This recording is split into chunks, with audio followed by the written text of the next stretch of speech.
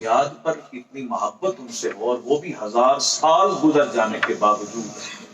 آج انسان جتنا مرضی سیانا ہو، جتنی مرضی کوشش کرنے والا ہو،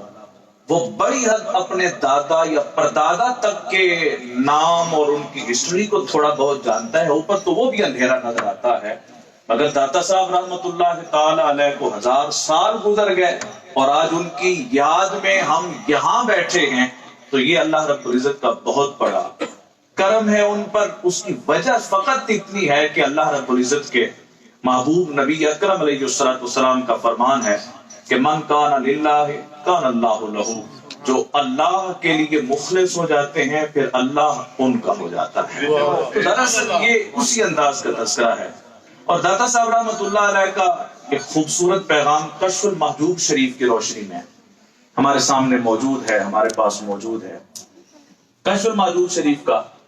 مطالعہ انسان ویسے کرتا رہے، یہ میری اپنی آبزرویشن ہے۔ بزرگوں کی بڑی کتابیں ہیں، لکھی گئی ہیں، ان پر لکھی گئی ہیں، ان کی کتابیں موجود ہیں، مگر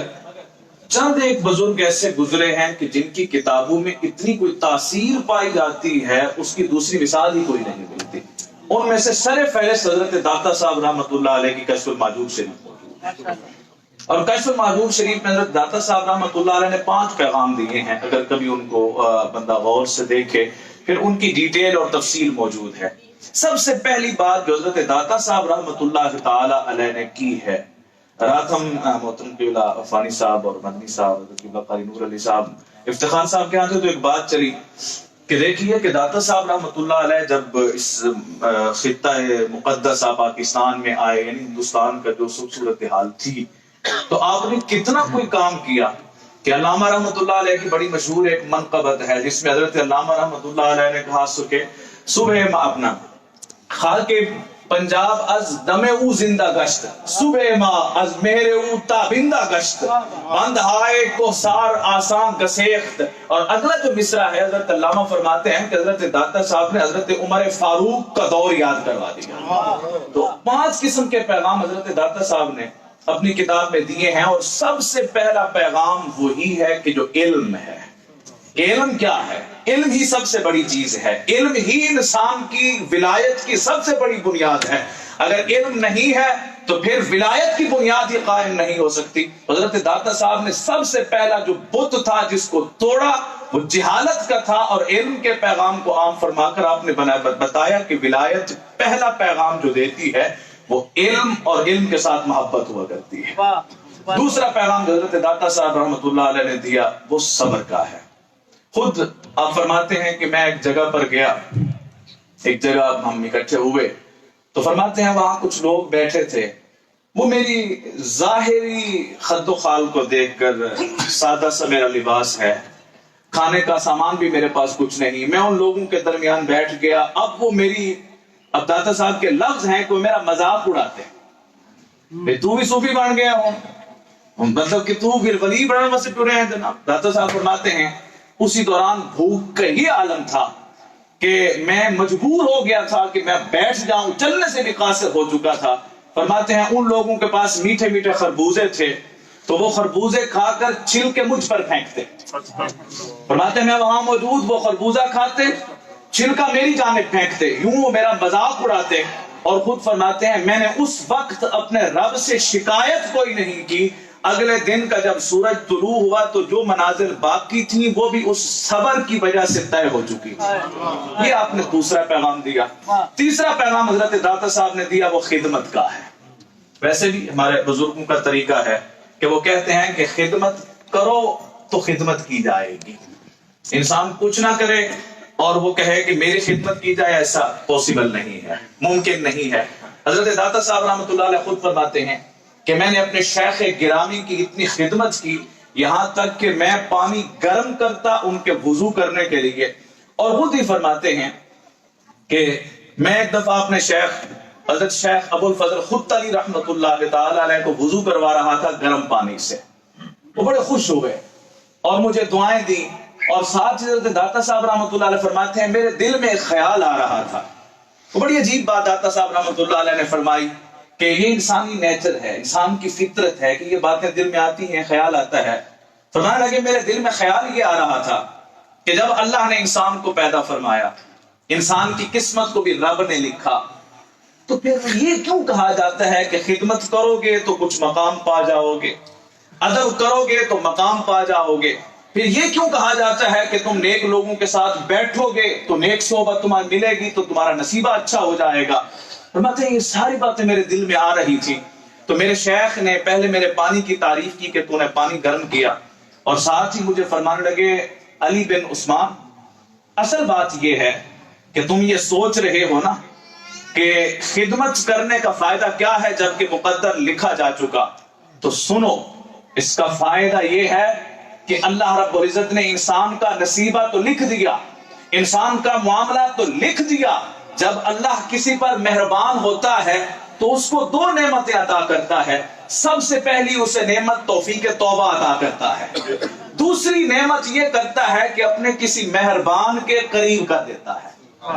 اپنے کسی مہربان کے قریب۔ اب اس پہ مجھے یاد ہے حضرت مجدد صاحب نے لکھا ہے کہ قریب کیسے ہوتا ہے بندہ؟ ہم پر اللہ کا یہ فضل ہے،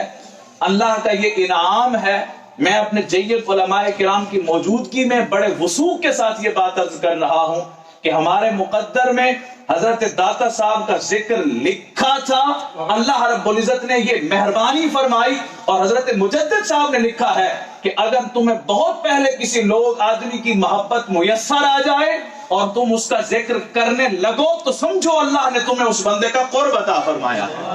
تو حضرت داتا صاحب فرماتے ہیں مجھے میرے شیخ نے وہ بات یہ فرمائی کہ پھر اللہ کسی مہربان کی خدمت پہ لگا دیتا ہے۔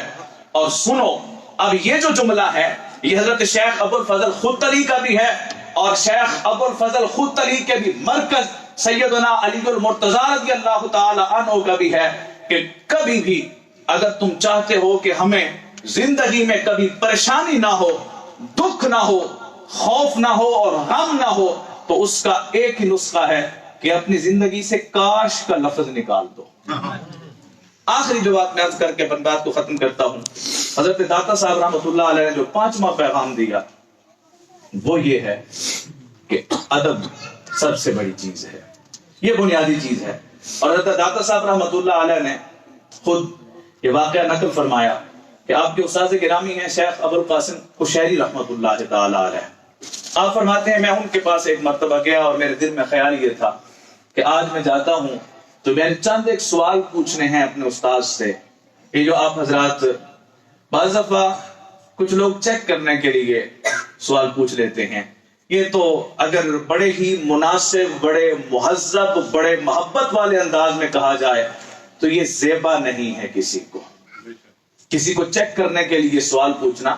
یہ زیبا نہیں ہے، کسی طور مناسب نہیں ہے۔ ہاں اگر کوئی بندہ خلوص دل کے ساتھ جا کر پوچھ لیتا ہے، علم کے حصول کے لیے، تحصیل علم کے لیے جا کر پوچھتا ہے، تو اللہ رب العزت اس کو قدم قدم پر نیکی بھی عطا فرماتا ہے، فرشتے بھی اس کے لیے دعا کرتے ہیں، اور پوچھنے اور بتانے والے دونوں کے لیے اللہ کے رسول علیہ السلام کے ایک حدیث کے مفہوم کے مطابق اس جگہ کے اٹھنے سے پہلے اللہ انہیں جنت الفردوس کا مقیم بنا دیتا ہے۔ حضرت داتا صاحب فرماتے ہیں میں گھر سے سوچ کر نکلا کہ میں حضرت شیخ ابو القاسم قشیری رحمۃ اللہ علیہ ان کے پاس جاتا ہوں اور آج میں یہ سوال پوچھوں گا۔ اور خود ہی فرماتے ہیں میں جب مسجد میں گیا تو حضرت میرے استاد گرامی حضرت شیخ ابو القاسم قشیری مسجد کے ستون کے ساتھ بیٹھے ہیں، اور جو سوال میں دل میں لے کر آیا تھا ایک ایک سوال کو مخاطب کر کے، ایک ایک سوال کا ذکر کر کے اسی اللہ نے آخری عرض کی کہ ادب سب سے بڑی چیز ہے۔ فرماتے ہیں جو ہی میں نے ان سوالوں کے جواب سنے، مجھے سوالوں کے جواب تو مل گئے تھے، باوجود اس کے میں نے پھر ان سے عرض کیا کہ یہی سوال تو میں پوچھنے کے لیے آیا تھا، آپ نے سوال کے جواب ان کے ذریعے مجھے ارشاد فرما دیے، اس پہ میں آپ کا شکر گزار ہوں۔ تو حضرت داتا صاحب رحمۃ اللہ علیہ فرماتے ہیں اس بات پر مجھے میرے استاد گرامی نے یہ دعا عطا فرمائی کہ جا